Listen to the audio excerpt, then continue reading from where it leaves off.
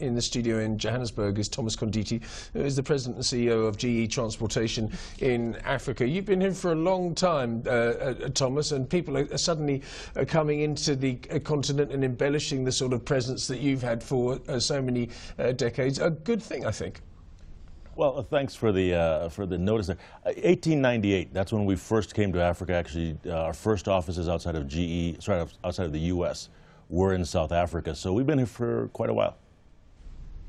Yeah, indeed. I was reading something from the IMF and Christine Lagarde, who I find a terrifyingly efficient individual, and she said that in 2004 there was $4 trillion worth of debt on the balance sheets of emerging market companies. That has ballooned to 18 trillion, and she sort of sounded a warning for emerging markets and emerging market corporates to be careful and to manage that debt. When it comes to GE, what is your position?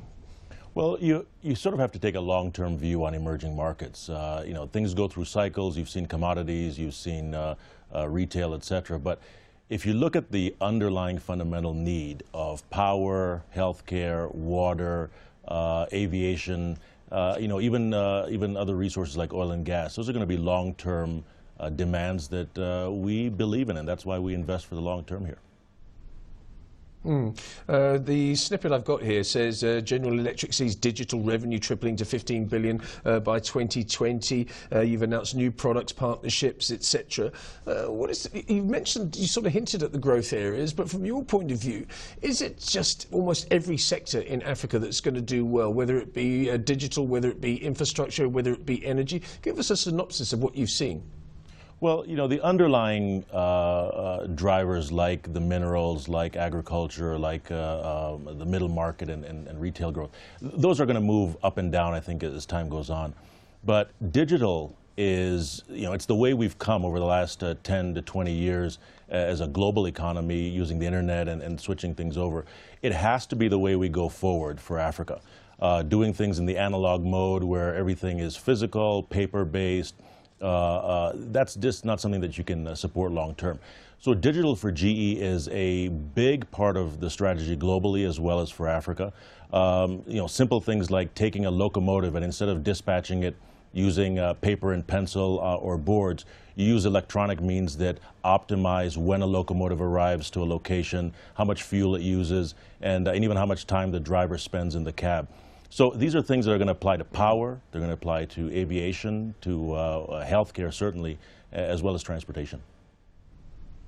You're looking to increase your presence in Africa and also increase your revenue from Africa. Do you think Africa can stand alone? I'm sort of thinking of an example of another interview that we had about this story a few months ago, to say that South Africa and Africa must stop thinking about exporting to the United States and China and to Europe and other countries that are traditional trade partners, and start trading within themselves and create almost like a United States of Africa, like a United States of America. Are you seeing evidence of that evolving? Well, you know, what you're basically talking about is regional integration and creating single larger markets. I think a good example of that is in East Africa most recently. You take smaller markets like Kenya, Uganda, Tanzania that on their own maybe have 20, 30, 40 million people. But when you add the major economies, including Ethiopia, you're talking about 250 million people in a fairly small sector. If you can connect the dots across the borders, reduce the barriers to trade, reduce the cost, and improve the infrastructure, you have effectively the United States in terms of underlying people power. Yeah, I think bringing down the barriers is the most important thing. Infrastructure after that, of course, follows. I mean, eventually there will be rail lines and roads that run right from here up to Cairo. Where does GE fit in that regard? Well, you know, I think along the entire road, if you will. You know, let's just start a few sectors. Power. You know, Africa in general needs about 100 gigawatts or 100,000 megawatts of power today to even approach being a developed continent. So if you put in 3 to 5 gigawatts a year, you're talking about 20 years worth of projects and capacity that we believe in and will be around for. Transportation, like locomotives. You take South Africa. We move about 20% of the overall freight on the rail. That uses 2,000 locomotives. You take a country like Nigeria, 3 times the size of the population, and they only move 0.1% of the freight by rail. So that one's saying that there's a huge unmet and I think untapped demand. And then healthcare. 80% of the population in Africa doesn't have access to adequate or advanced healthcare. So that's a big demand long term. So those are, I think, big areas we're playing in each one of those businesses.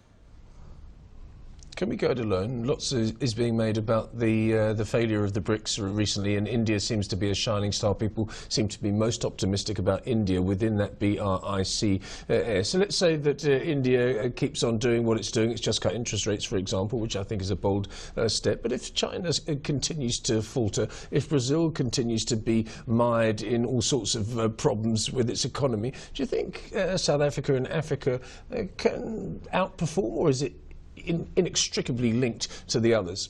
Well, it's definitely linked. There's no secret that the China connection to Africa is significant. But at the same time, the demand in each of the markets can to some extent be met across border.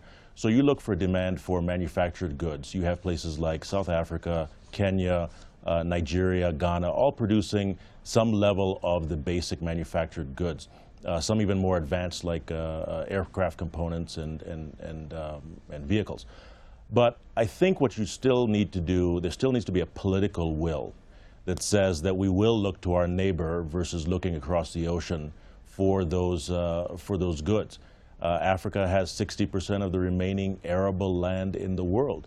So agriculture, food should be something that we can feed ourselves with and make money doing it.